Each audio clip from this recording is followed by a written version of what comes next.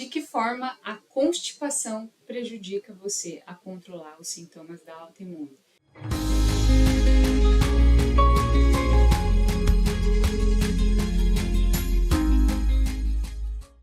Constipação, prisão de ventre, intestino preso é muito comum em grande parte da população. Mas qual que é a frequência ideal de ir ao banheiro? A frequência ideal é diariamente. Se você come diariamente, você também tem que evacuar, fazer cocô diariamente para colocar esses resíduos para fora, né? Essas sobras para fora, o que o corpo não aproveitou, o lixo, né?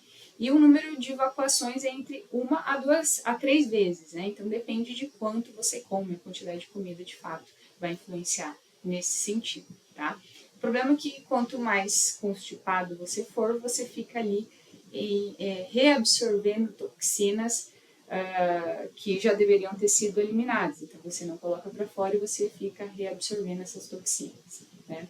Tão importante quanto a frequência evacuatória é a consistência das suas fezes. A gente tem uma escala chamada de escala Bristol, que vai de 1 a 7, e aí, dependendo da classificação de como você tiver, o ideal é que você esteja no número 4 da escala Bristol, tá? Que é um formato de banana, um formato de salsicha, são fezes com formato e macias, não são quebradas, não são um monte de cobrinhas, não tem dificuldade da evacuação, né? Fezes cápricas, que são aquelas bolinhas, é o sintoma de constipação intestinal. E as maiores causas, as principais causas da constipação é a baixa ingestão de fibras, a baixa ingestão de água, alergias e hipersensibilidades, né? Então, se você tem sensibilidade a algum alimento e consome ele pode favorecer a prisão de ventre. Baixo consumo de gorduras boas, a deficiência de magnésio também influencia, o sedentarismo, né? Afinal de contas, o intestino precisa de movimento, né, para ele fazer o movimento peristáltico, o próprio estresse, hipotiroidismo, né, que muitas vezes é uma doença secundária à tireoidite de Hashimoto, então tudo fica mais lento e o intestino é uma das coisas que fica mais lenta. O uso de laxantes, né, então a pessoa que acostumou o intestino a funcionar o intestino sob o efeito de laxante, esse efeito irritativo causa um condicionamento e a pessoa só evacua quando existe esse estímulo que é prejudicial. Então, quando não tem ingestão de laxante, acaba não funcionando o intestino.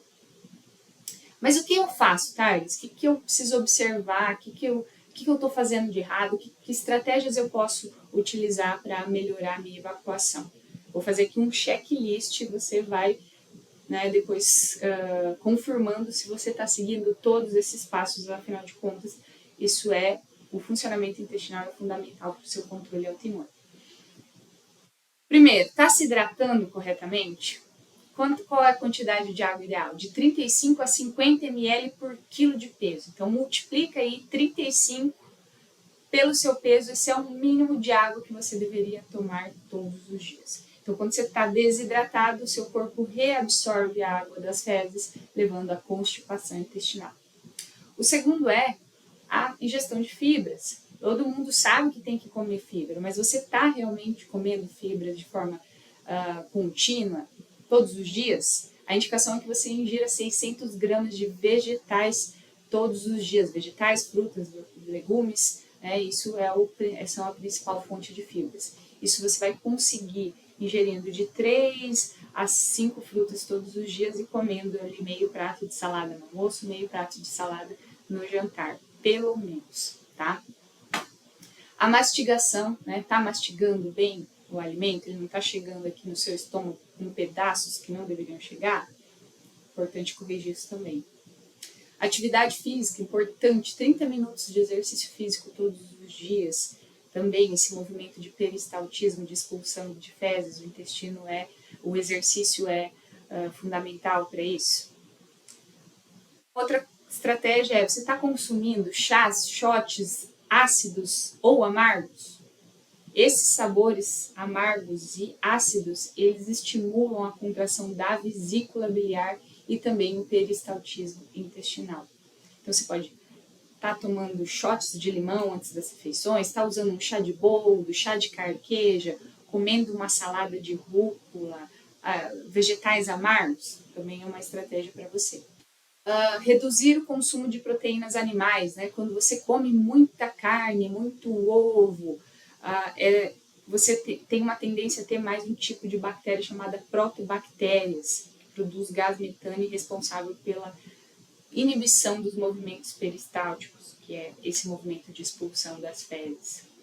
Evite o excesso de carboidratos refinados, industrializados, adoçantes, sal, enfim, isso aí você já está cansado de saber. Está consumindo gorduras boas? Azeite de oliva, abacate, óleo de coco, comer o coco em si, a própria fruta, tomar o óleo de abacate, né? Usar o óleo de abacate na salada, óleo de gergelim, óleo de semente de uva, castanhas, oleaginosas, sementes, tudo isso são fontes de gorduras boas. Jejum também, o jejum mínimo fisiológico, né, de 12 horas, né, dá esse espaço, esse intervalo de refeições. 12 horas é um intervalo fisiológico, né, nem chega a ser um jejum intermitente, é interessante também para a evacuação. Importante também você respeitar a vontade de ir ao banheiro. Deu vontade, deu esse reflexo, né, de vontade de fazer cocô, que a gente chama de gastrocólico, vai ao banheiro. Se você fica segurando porque está com vergonha, porque está num lugar que não é o da sua casa, não é o ideal para você, isso interfere também na motilidade intestinal. Uma outra dica é usar um banquinho, né? No seu vaso sanitário do lado você tem um banquinho para você colocar os pés. Isso vai deixar você numa posição, num ângulo, numa angulação mais parecida com a posição de cócoras, que é a ideal para evacuar. Então deixa um banquinho aí do seu lado. A utilização de alimentos fermentados, como kefir, kimchi, kombucha, chucrute, esses alimentos fermentados são interessantes para motilidade intestinal.